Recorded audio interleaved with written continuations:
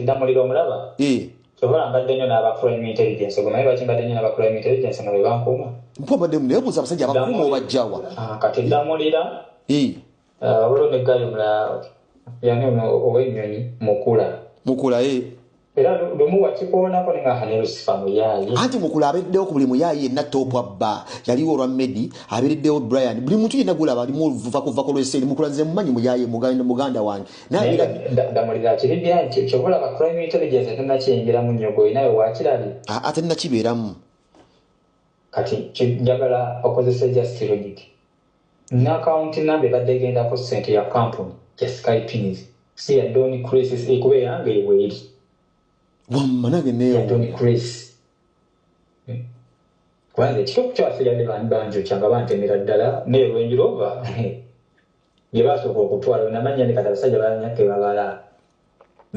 kubanza yange yali Extradio ne Alphard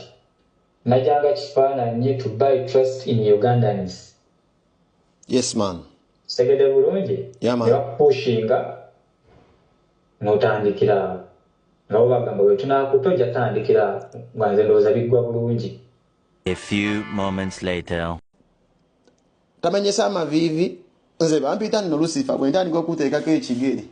nze nakulabanga nga weekyanga nze bampita penge nsobola okuteekako ekigere mpaka ng'ogikubye tagikubye muwulira gyali nze sisobola kubeera ku TikTok kubeerako badongo oba ojooga naye we bawulira nti penge akutte ku fayiro yo oba olina okujja wulire we bavuya mwana ndamulaba abaana babonaabona babakozesa afande ddamulira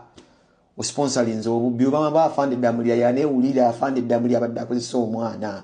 ulira abamajja ababaddemu kati bamunoonya asigadde Lucifer